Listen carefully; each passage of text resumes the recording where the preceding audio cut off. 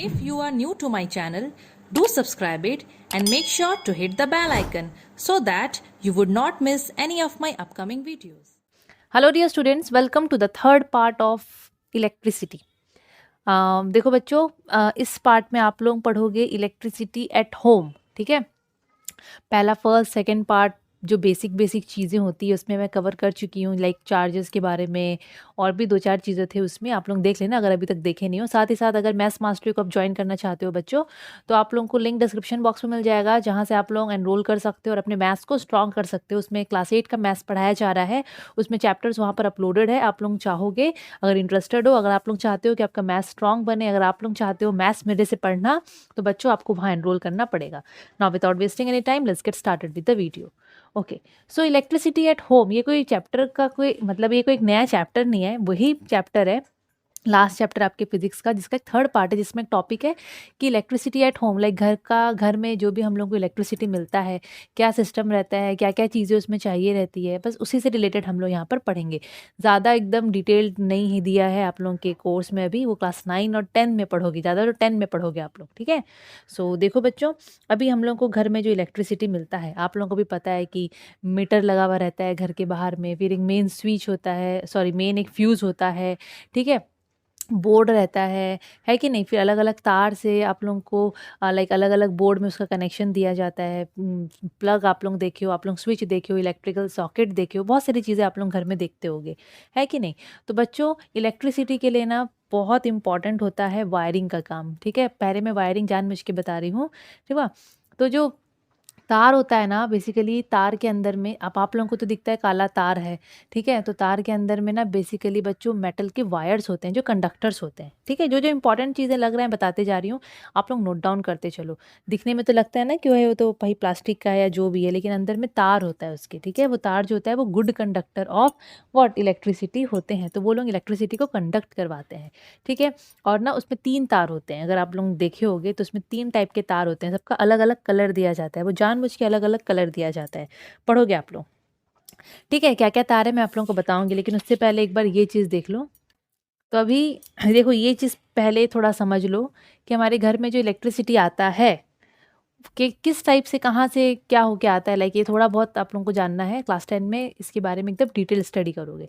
ठीक है, तो बच्चों एक होता है मेन पावर स्टेशन, जहाँ से मेन इलेक्ट्रिसिटी आता है। देन वो इलेक्ट्रिसिटी जो आता है वो सेकंड आता है पावर ग्रिड्स में। पावर ग्रिड्स क्या होता है, मैं यहाँ पर फोटो शेयर कर दे रही हूँ, तो उससे ज़्यादा बेटर समझोगे। ठीक है, हायर क्लासेस में एकदम डिटेल स्टडी है। उसके बाद बच्चों पोल में आता है इलेक्ट्रिकल पोल, तो आप लोगों को पता है क्या होता है, फोटो शेयर कर दे रही हूँ, बट स्टिल आप लोगों को पता है ना, जो घर के बाहर में वो खंबा वंबा रहता है, वहाँ पर आता है। ठीक है, इलेक्ट्रिक पोल में आता है। पोल से मेन मीटर में आता है, जो हमारे घर के बाहर लगा रहता है ना मीटर, वहाँ से वहाँ पर आता है। फिर मेन स्विच रहता है, देखना मेन स्विच भी लगा रहता है घर में। फिर मतलब मेन स्विच एंड फ्यूज़, यहाँ पर लिखा है मेन फ्यूज़, मतलब जो एनर्जी जो मीटर लगा रहता है ना, उसके बाद उसका कनेक्शन जो रहता है, जो इलेक्ट्रिसिटी जाता है वो जाता है बच्चों मेन स्विच एंड फ्यूज़ में। फिर वहाँ से वो तार वार के ज़रिए उसको घर के अलग अलग लाइक वो जो स्विच जो लगाते हैं बेसिकली, वहाँ वहाँ पर उसको लाइक भेजा जाता है। और ये सब करने के लिए ना बच्चों तार रिक्वायर्ड होता है। कौन सा तार, ये सब वायर्स रिक्वायर्ड होते हैं। तो मैं आप लोगों को बोली थी ना कि जो वायर होते हैं वो 3 अलग-अलग टाइप के होते हैं, उनका कलर भी अलग होता है। तो वो 3 का नाम आपको याद रखना है, live wire, neutral wire and earth wire. Live wire को हम लोग कैपिटल एल लिखते हैं, न्यूट्रल वायर को कैपिटल एन, अर्थ वायर को ई। अर्थ वायर से समझ गए होगे, ये अर्थिंग वाला, अर्थिंग तो नाम सुने होंगे ना। हाँ, तो ये अर्थिंग वाला वायर होता है। ठीक है, ये अर्थ वायर जो होता है वो अर्थिंग का काम करता है। कलर भी इनको जानबूझ के अलग-अलग दिया जाता है, क्यों?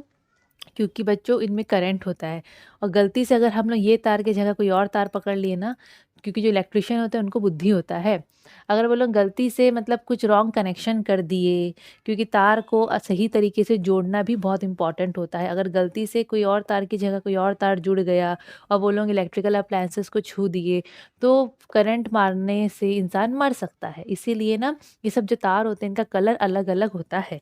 जैसे कि लाइव वायर का जो कलर है वो रेड या फिर ब्राउन कलर का उसको लाइक होता है वो। अब जब हम लोग क्लास 8-9 में थे ना, बहुत पहले का बात है ये, तो उस समय ना मतलब हम लोग ओल्ड जो मतलब उस समय एक ही कलर हम लोग पढ़ते थे, ठीक है। फिर थोड़ा सा और टाइम गया जब हम लोग और जब बच्चों को पढ़ाने लग गए, तो हम लोग देखे कि ना ओल्ड एंड न्यू दोनों के हिसाब से लाइक कलर्स दिया जाता है।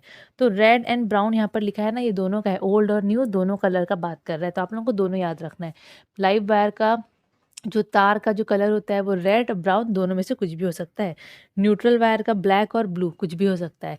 अर्थ वायर का ग्रीन और येलो कुछ भी हो सकता है। अर्थ जमीन, ठीक है, ग्रीन और येलो दोनों हो सकता है, याद रख लेना।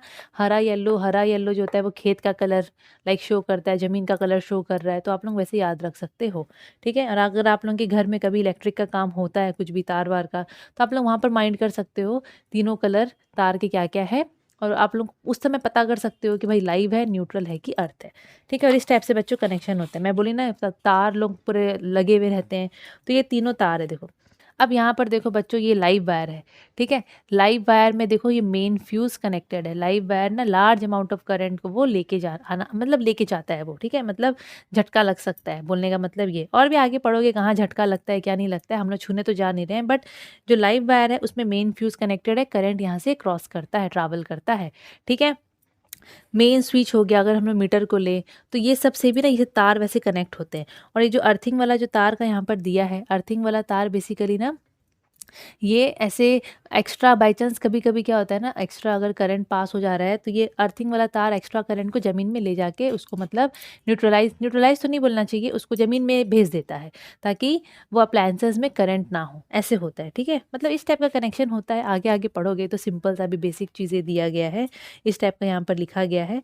बेसिकली आपको यहाँ पर ये याद रखना है कि जो लाइव वायर होता है जिसको हम कैपिटल एल लिखते हैं, उसमें मेन फ्यूज़ कनेक्ट होता है और वही करंट को लेके जाता है, चाहे वो कहीं से भी क्रॉस करे वो तार, मेन स्विच से क्रॉस करे, मीटर से क्रॉस करे, कहीं से भी क्रॉस करे, पर लाइव वायर करंट को लेके जाता है। वही चीज़ मैं यहाँ पर लिखी हूँ, ये चीज़ आप लोग देखो।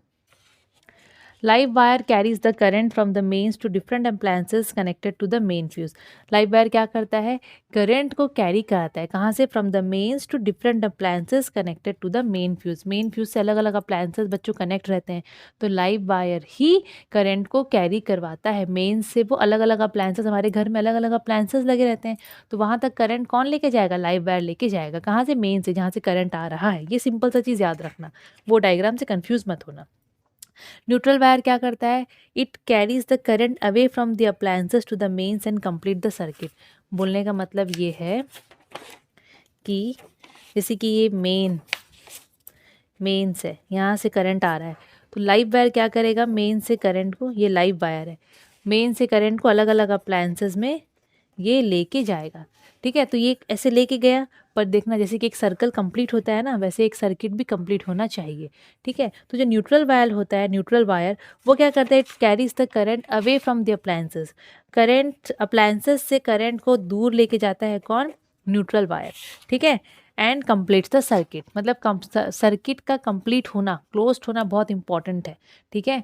इसीलिए ना बच्चों आप लोग पढ़ोगे हायर क्लासेस में, मैं बार बार बोल रही हूँ, आप लोगों को याद ये रखना है कि जो लाइव वायर होता है वो करंट को मेन से अलग अलग अप्लायंसेस की तरफ लेके जाता है, करंट देता है, ठीक है। जब हम लोग जो घर में करंट यूज़ करते हैं ना, हम लोग स्विच ऑन की करंट हम लोग को मिल गया, तो लाइव वायर लेके आता है अप्लायंसेस की तरफ। और न्यूट्रल वायर क्या करता है ना, न्यूट्रल वायर भी तो कनेक्ट रहता है, वहाँ पर तो तार कनेक्ट रहता है। न्यूट्रल वायर करंट को वहाँ से दूर लेके जाता है मेंस की तरफ, ताकि एक सर्किट एकदम कंप्लीट हो जाए। और जो अर्थ वायर है वो एक सेफ्टी वायर है, ये चीज़ भी पता होना चाहिए। अर्थ वायर एक सेफ्टी वायर है जिसको बेसिकली अप्लायंसेस का मेटल केस में उसको कनेक्ट करके रखते हैं, ठीक है। अप्लायंसेस के मेटेलिक पार्ट में उसको जोड़ के रखते हैं ताकि वो सेफ्टी का काम करे। वो हम लोग को एक्स्ट्रा, जब हम लोग को जो करंट मार मतलब कभी कभी क्या होता है ना, एक्सेस करंट जब लीक हो जाता है तो हम लोग को करंट मारने का चांस होता है, तो उस समय अर्थ वायर क्या करता है, बेसिकली हम लोगों को सेफ्टी प्रोवाइड करता है और एक्स्ट्रा करंट को अर्थिंग कर देता है, ठीक है।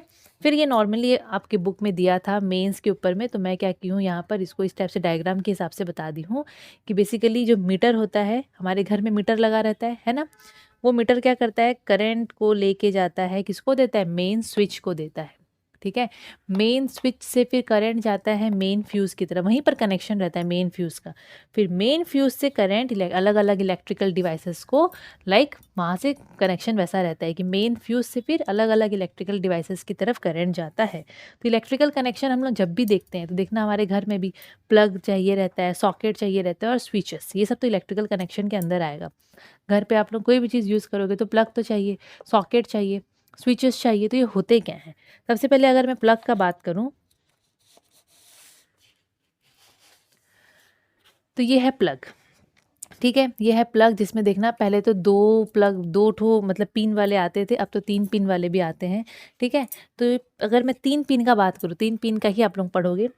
प्लग में बेसिकली बच्चों ये 3 पिन रहता है, इसको हम लोग जैसे स्विच में जो हमारा मेन स्विच जो हमारा मेन बोर्ड होता है घर में, देखना उसके सॉकेट में हम लोग इसको लगाते हैं। ये है सॉकेट, ये है सॉकेट, ये तो आपको पता चल गया होगा। तो इसमें हम लोग क्या लगाते हैं? ये प्लग लगाते हैं, ठीक है। हम लोग क्या लगाते हैं? ये प्लग लगाते हैं। तो प्लग का यहाँ पर देखो 3 पिन है। सबसे ऊपर वाला थोड़ा सा लंबा और मोटा पिन रहता है, ये अर्थ पिन रहता है, मतलब अर्थिंग के लिए रहता है, ठीक है। ये जानबूझ के इसको ऐसे इसका साइज़ और शेप इसका ऐसे ही बनाया जाता है ताकि ताकि ये ना सॉकेट के ये बड़े वाले होल में एंटर कर सके, ठीक है। सो प्लग में 3 पिन होते हैं, 2 ठो नीचे की तरफ होते हैं। जो लोअर टर्मिनल पिन होते हैं वो एक लाइव और एक न्यूट्रल वाले होते हैं। जो नीचे वाले जो पिन्स होते हैं वो न्यूट्रल और लाइव वाले होते हैं। ऊपर वाला जो होता है वो अर्थ वाला ही होता है, इसको याद रखना, ठीक है। अच्छा, अब पढ़ोगे थोड़ा सा और उसके बारे में। प्लग को हम लोग कहाँ इंसर्ट करते हैं? सॉकेट में। ऊपर वाला प्लग में अर्थिंग का था ना, जो बड़ा था, तो यहाँ पर वो बड़ा साइज़ में यहाँ पर सॉकेट में ऐसा इस टाइप का होल दिया रहता है, जो कि वो अर्थ के लिए अर्थिंग के लिए यहाँ पर प्रोवाइड किया जाता है। सॉकेट में बच्चों उसी हिसाब से ही होल्स प्रोवाइड होते हैं। जो होल्स होते हैं सॉकेट के, these are actually connected to the main electric supply. ये जो होल्स है वो मेन इलेक्ट्रिक सप्लाई से कनेक्टेड होते हैं। जब हम लोग यहाँ पर प्लग इंसर्ट करेंगे तो सबसे पहले, क्योंकि जो अर्थ वाला जो प्लग में जो सबसे ऊपर में जो बड़ा वाला जो पिन था वो इसके लिए रहता है, तो जब हम लोग इसको इंसर्ट करते हैं तो सबसे पहले इसी का कनेक्शन होता है, ठीक है। जो बिगर होल होता है वो अर्थ कनेक्टर के लिए है। वो इसलिए होता है कि बाई चांस अगर एक्सेस करंट है तो वो फट से अर्थिंग हो जाए और हम लोग को करंट नहीं लगे, ठीक है। इसीलिए जब हम लोग इसको डालेंगे ना प्लग को यहाँ पर, सबसे पहले कनेक्शन इसका होगा, क्योंकि वो लंबा रहता है, फट से वो कनेक्ट हो जाएगा, ठीक है, ताकि अर्थिंग हो जाए और एक्स्ट्रा जो करंट है वो मतलब हम लोगों को कुछ नहीं हो उससे, बोलने का मतलब ये है। फिर बाद में वो न्यूट्रल और वायर अपने आप कनेक्ट हो जाते हैं, न्यूट्रल और वो लाइव वाले, ठीक है। सिंपल सिंपल चीज़ें पढ़ोगे, क्लास 10 में पढ़ोगे। जिनको ऐसा लगता होगा ना कि थोड़ा थोड़ा ही है, तो बच्चों थोड़ा थोड़ा ही है, पढ़ना है तो क्लास 10 में, बेसिकली 10th में है बहुत भयंकर इसके बारे में, ठीक है। अब स्विच का बात करते हैं। तो बच्चों ऐसा दिखता है ना स्विच। स्विच एक तो डिवाइस होता है जिससे हम लोग सर्किट को ओपन या फिर ऑन एंड ऑफ कर सकते हैं, ठीक है। ऑन करने के लिए नीचे दबाते हैं, ऑफ करने के लिए इसको ऊपर दबा देते हैं। ऊपर मतलब वो उल्टा ऑपोजिट कनेक्शन हो जाता है उसका। कहीं कहीं पर तो उल्टा कनेक्शन भी दिया जाता है कि नहीं? ऑफ करोगे तो ऑन हो जाएगा, ऑन करोगे तो ऑफ हो जाएगा। तो स्विच बेसिकली जो होता है, अभी अगर मैं बात करूँ तो जैसे कि ये लाइव वायर है, हम लोग पढ़े थे ना लाइव वायर।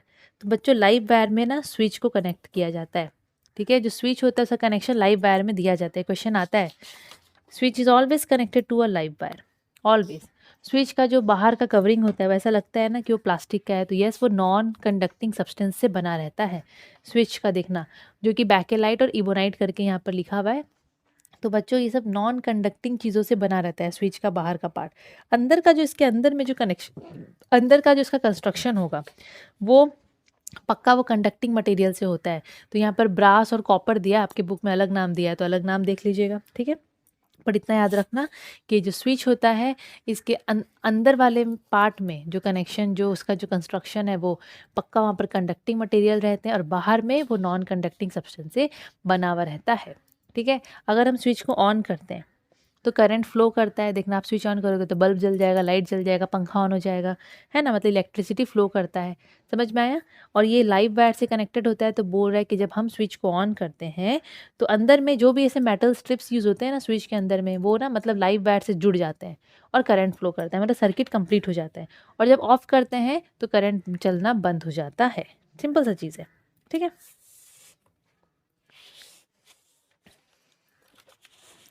अभी इलेक्ट्रिक मीटर, हाँ, अभी मीटर तो आप लोग देखते होंगे, घर में सबके मीटर लगा हुआ है। तो मीटर का काम क्या है बच्चों?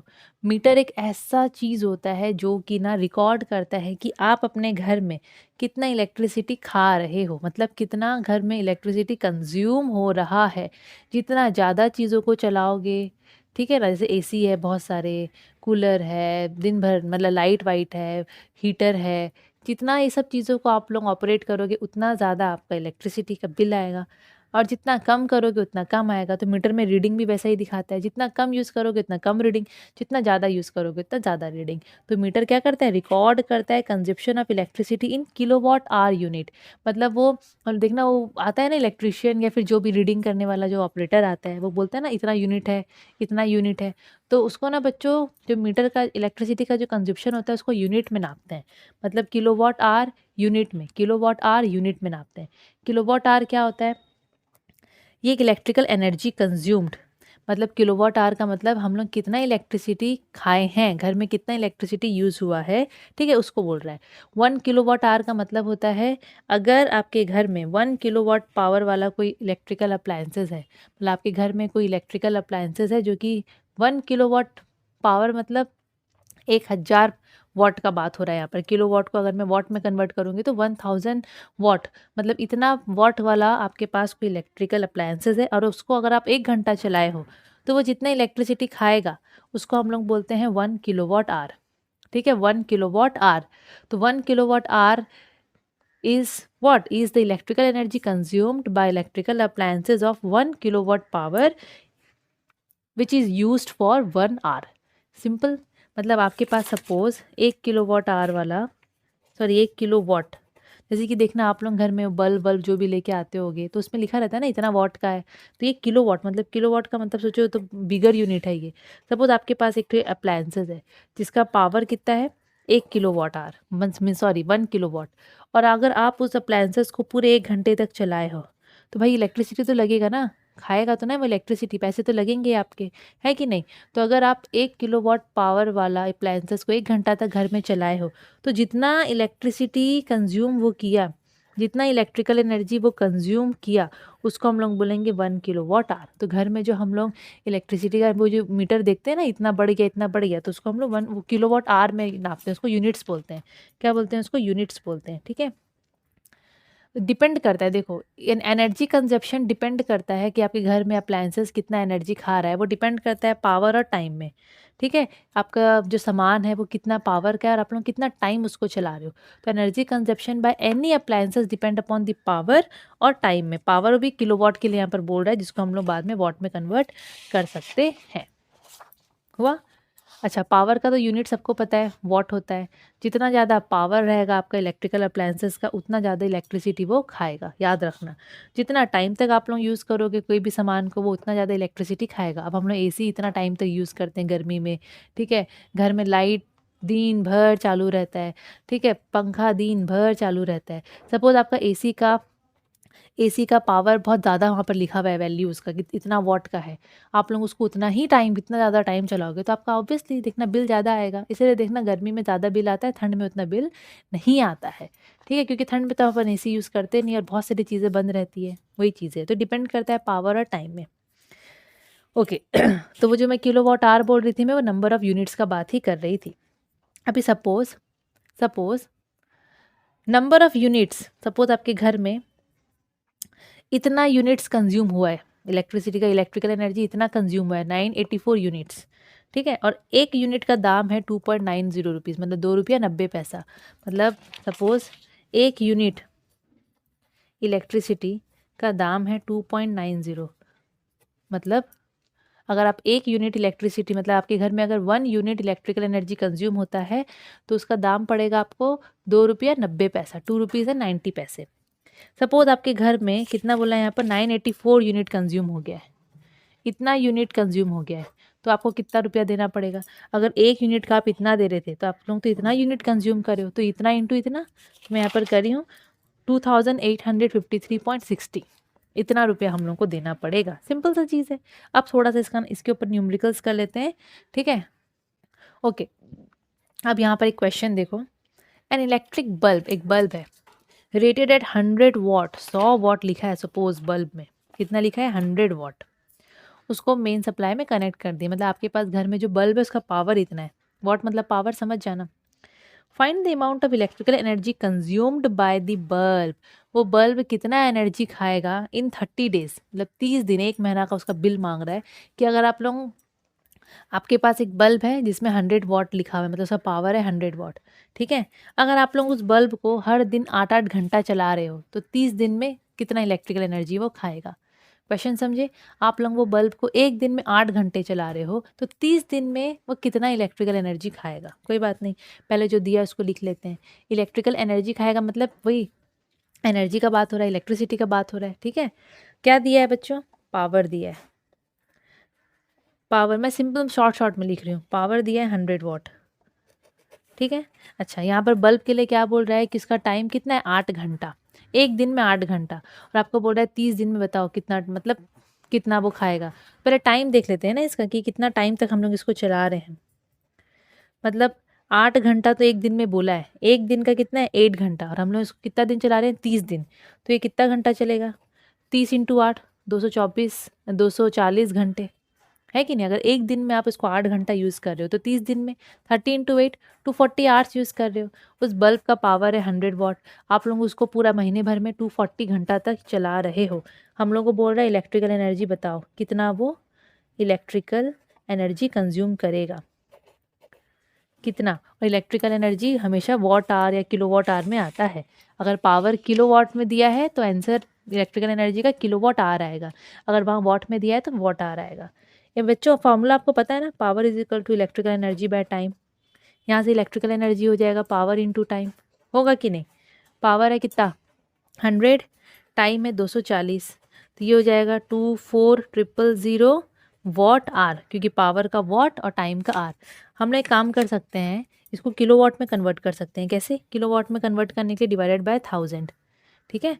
तो ये आपका कितना हो गया, ये 3 कटा, ये 3 कटा, that means 24 kilowatt hour आपका हो गया आंसर। मतलब वो एक महीना में खाली बल्ब आपका खाया है 24 किलो वॉट आर एनर्जी। मतलब यहाँ पर दाम नहीं मांगा है कि आपको कितना रुपया देना पड़ेगा, यहाँ पर बोल रहा है बताओ वो कितना इलेक्ट्रिकल एनर्जी वो खाया है, अमाउंट ऑफ इलेक्ट्रिकल एनर्जी वो कितना खाया है, बताओ कितना वो इलेक्ट्रिकल एनर्जी कंज्यूम कर लिया आपका बल्ब, 24 किलो वॉट आर, ठीक है।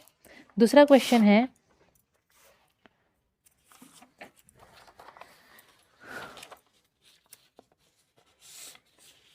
दूसरा क्वेश्चन काफ़ी बड़ा लग रहा है, देखते हैं।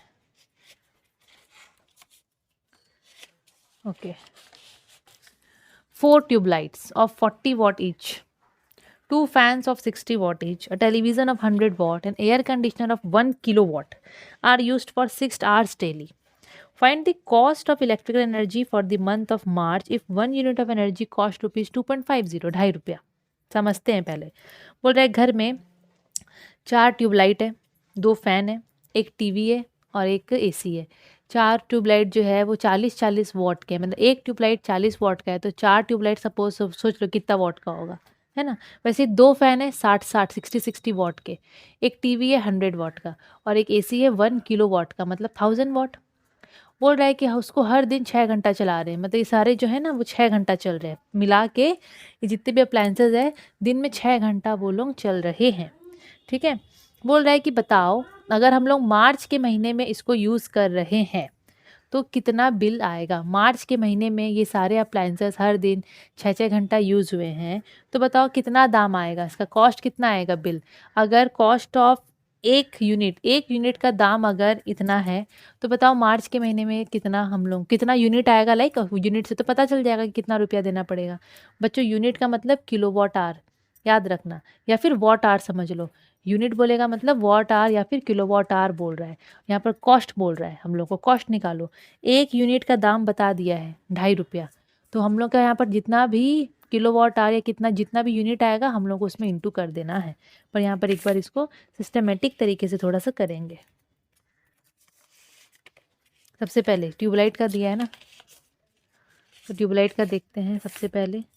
चलो सबसे पहले काम करते हैं, 4 ट्यूबलाइट दिया है और सबका 40-40 वॉट है।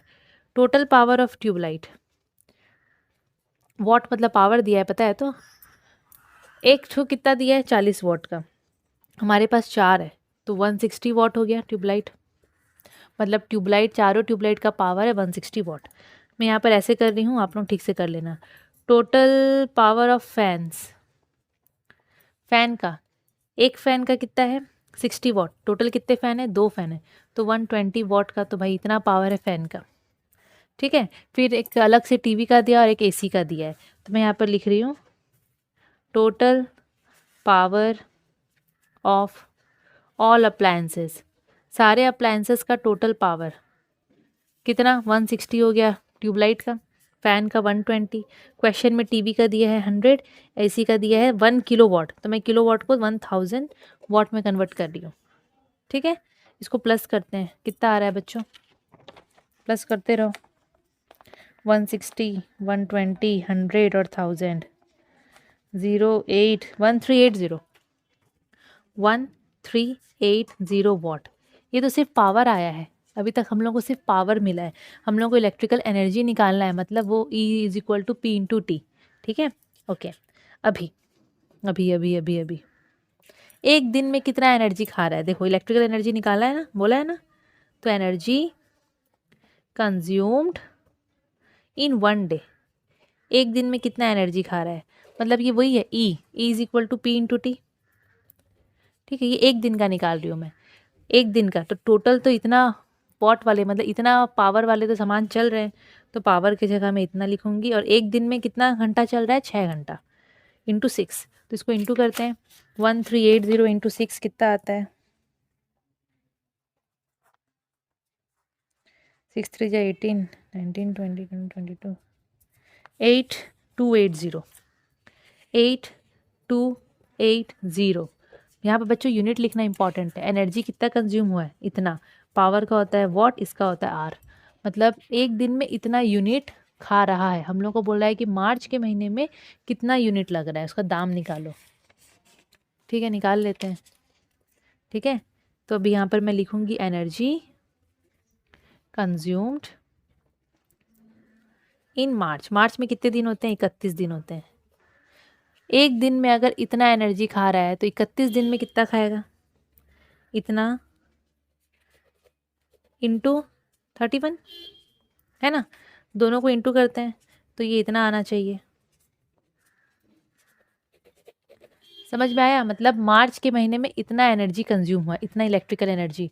तो बच्चों ये हम लोगों को यूनिट मिल गया, मतलब टोटल महीने में उन लोगों का इतना यूनिट आया है, मीटर में इतना यूनिट दिखा रहा है नॉर्मली। ठीक है, इतना यूनिट। अब बोल रहा है एक यूनिट का दाम अगर 2.5 रुपया लगेगा तो इतना यूनिट का कितना लगेगा, आराम से निकाल लोगे। पर मेरे हिसाब से एक काम करते हैं, इसको ना किलो वॉट में कन्वर्ट कर लेते हैं, छोटा हो जाएगा वैल्यू, डिवाइडेड बाय 1000, तो कितना हो जाएगा, 0 0 कटा, 25668, नीचे में 2 0, मतलब यहाँ पॉइंट, किलो वॉट आर। ठीक है, इतना यूनिट तो हो जाएगा। अभी अगर एक यूनिट का दाम हम लोग को पता है 2.5 रुपया है, तो इतना यूनिट का दाम आराम से कर लोगे। तो पीछे कर लेना इसको, cost of 1 unit of electrical energy,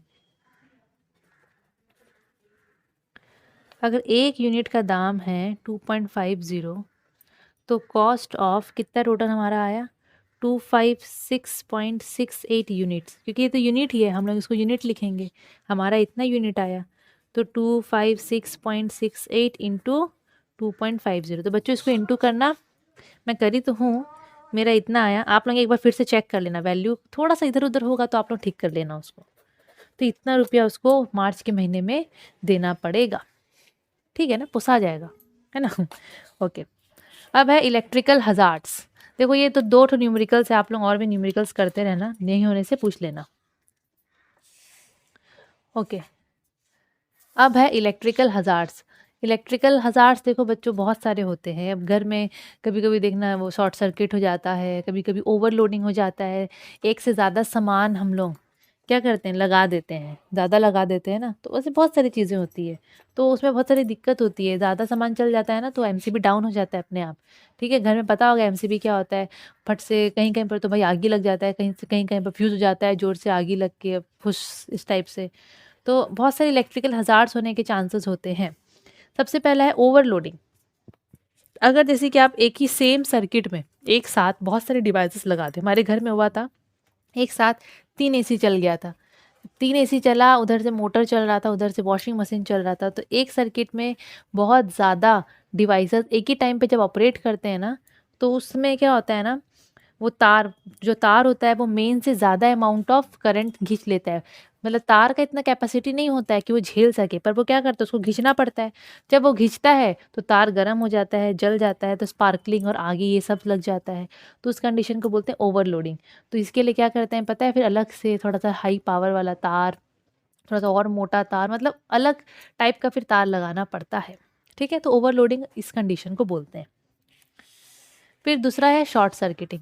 short circuiting तो बहुत कॉमन है। ये ऐसा कंडीशन होता है जब जब जो लाइव और न्यूट्रल वायर आप लोग पढ़े थे ना, वो लोग क्या करते हैं, बाई चांस कभी डिफेक्टिव कनेक्शन या लूज़ कनेक्शन हो जाता होगा, कुछ ना कुछ हो जाता है, जिससे ये दोनों ना से कॉन्टैक्ट में आ जाते हैं।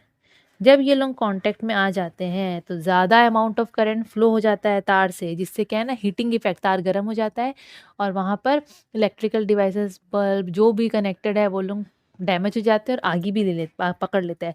शॉर्ट सर्किटिंग से तो बोलते हैं ना बच्चों, देखना दुकान उकान जल जाता है, बहुत जन का देखना रात को आग लग जाता है, दुकान में जल जाता है, तो क्या बोलते हैं, शॉर्ट सर्किटिंग हो गया होगा, हाँ आगे लग जाता है।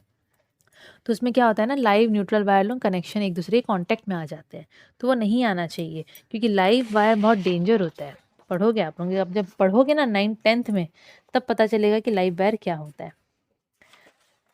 फिर इलेक्ट्रिक शॉक तो भाई बहुत कॉमन है। ऐसा ऐसा है कि बहुत जन को झटका लग जाता है, मर जाते हैं फट से, है ना? कभी-कभी देखना आप लोगों को भी लगता होगा, पर हम लोग को ना एकदम कम लगता है, मतलब ना के बराबर वो करंट लगता है, फिर भी थोड़ा-सा डर लगता है कि नहीं? जब देखना आप लोग नीचे ज़मीन गिल्ला है और आप लोग गीला ज़मीन में खड़े होके स्विच पकड़ रहे हो, स्विच ऑन कर रहे हो, ऑफ कर रहे हो, तो झटका लगता है, होता है। तो अलग-अलग कंडीशन हो सकता है इलेक्ट्रिक शॉक लगने का, लेकिन ये भी भाई अगर किसी को भयंकर वाला लगता है तो इंसान मर जाता है। इसलिए ये सबको एकदम ध्यान से हम लोगों को थोड़ा-सा सोच समझ के ही हैंडल करना चाहिए। तो बच्चों, इलेक्ट्रिकल सर्किट मतलब घर में इलेक्ट्रिसिटी से बचने के लिए, मतलब कहीं पर कोई डैमेज ना हो जाए, कोई हज़ार्ड ना हो जाए, कहीं पर किसी को शॉक नहीं लग जाए, ये सब के लिए ना बच्चों हम लोग बहुत सारे सेफ्टी डिवाइसेज़ यूज़ करते हैं। जैसे कि हमारे घर में जो हम फ्यूज़ यूज़ करते हैं, वो फ्यूज़ क्या होता है? फ्यूज़ बच्चों एक सेफ्टी डिवाइस है। पता है कि नहीं? आप लोगों को नहीं पता होगा। जो फ्यूज़ यूज़ करते हैं ना, वो एक सेफ्टी डिवाइस है जो कि हम लोग के अप्लायंसेस को बचाता है डैमेज होने से। ओवरलोडिंग के चक्कर में अगर तार बाय चांस कभी-कभी क्या होता है ना, वो तार में ज़्यादा करंट चला जाता है ओवरलोडिंग के चक्कर में, तो भाई आग लगने का डर है, डैमेज होने का डर है। तो फ्यूज़ अगर लगा देंगे ना, तो ये चीज़ नहीं होता। फ्यूज़ अब खुद ख़राब हो जाएगा, पर हम लोग के अप्लायंसेस को ख़राब नहीं होने देगा, आग लगने से बचा देगा। समझ में आया ना? तो फ्यूज़ एक्चुअली हम लोग को बहुत सारी चीज़ों से बचाता है। यहाँ लिखा हुआ है देखो, फ्यूज़ हम लोगों को बहुत सारी चीज़ों से बचाता है। ठीक है? जैसे कि बाय चांस कभी ओवरलोडिंग हो जाता है, कभी शॉर्ट सर्किटिंग हो जाता है, कभी इलेक्ट्रिसिटी देखना ऊपर-नीचे होता है। ठीक है? तो उस समय भी चांस होता है कुछ ना कुछ हो जाने का। तो हम लोग को उस समय कौन बचाता है? फ्यूज़ बचाता है। फ्यूज़ का जो तार होता है, देखो जैसे कि मैं बोली अगर आप लोगों को, ये फ्यूज़ है। अब फ्यूज़ ना वो तार से ऐसे कनेक्ट होता है, पर फ्यूज़ के अंदर का तार थोड़ा-सा अलग होता है। ठीक है? फ्यूज़ के अंदर में ना एक एलॉय का तार लगा रहता है। मैं यहाँ पर लिखी हूँ, लेड और कॉपर, ये 2 का मिश्रण होता है। मतलब लेड और कॉपर को मिक्स करके एक तार बनाया जाता है। आपकी बुक में शायद अलग भी मेटल का नाम हो सकता है, आप लोग देख लेना और बता देना मुझे। ठीक है? तो उसका तार लगाया जाता है। यहाँ पर सपोज़ वो वाला तार है। ठीक है? अभी सपोज़ बहुत ज़्यादा करंट पास हो रहा है, बहुत भयंकर करंट फ्लो कर रहा है, तो करंट की वज़ह से पता है क्या होता है, जब करंट ऐसे फ्लो करता है तो तार तो गर्म हो जाता है। तो जो मेल्टिंग पॉइंट होता है ना, ये अंदर वाले तार का, वो बहुत कम होता है एज़ कम्पेयर टू ये सब तार, बाहर के जो तार होते हैं। फ्यूज़ के अंदर का जो तार होता है ना, वो बहुत जल्दी पिघल जाता है, मतलब थोड़ा-सा वो गर्म होता है ना, तो ये पिघल जाता है, तो यहाँ से बीच से वो तार पिघल के टूट जाता है। अगर तार टूट गया तो बच्चों करंट और पास नहीं हो पाएगा। करंट पास करने के लिए ना प्रॉपर पूरा तार का कनेक्शन चाहिए। तार अगर कहीं से भी टूट गया तो करंट पास नहीं हो पाएगा। तो फ्यूज़ का क्या होता है ना, बाय चांस कभी ओवरलोडिंग हो जाता है या ज़्यादा करंट पास कर रहा है तार से, तो फ्यूज़ के तार बहुत जल्दी गर्म होके पिघल जाते हैं, टूट जाते हैं। तो और वो लोग क्या करते हैं, they stop the flow of excess current through the wire, और हमारे डिवाइस को बचा लेते हैं। ठीक है? यहाँ पर मैं वही चीज़ लिखी हूँ, सेम वही चीज़ मैं लिखी हूँ। आप लोग जब पढ़ोगे तो आप लोगों को समझ में आ जाएगा। ठीक है?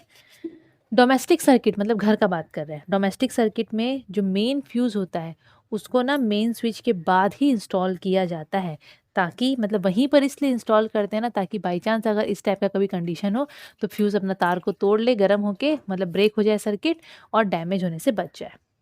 सिंपल, याद रखना। ओके, अब फ्यूज़ को तो देखो बच्चों, फ्यूज़ की जगह पे ना एक और सेफ्टी डिवाइस आजकल यूज़ करते हैं, एमसीबी। आजकल तो एमसीबी यूज़ करते हैं। क्या है ना, फ्यूज़ का तार टूट गया तो आप लोग दोबारा उस फ्यूज़ को यूज़ नहीं कर सकते, आप लोग उसको रिप्लेस करोगे। नया खरीद के आप लोग वो फ्यूज़ की जगह दूसरा फ्यूज़ लगाओगे, तो बार-बार कितना खरीदोगे, है ना? तो आजकल फ्यूज़ नहीं यूज़ करके लोग MCB, miniature circuit breaker use करते हैं। मैं फ़ोटो शेयर कर दे रही हूँ। आप लोगों को भी पता होगा, आपके घर में भी लगा होगा, सबके घर में लगा रहता है।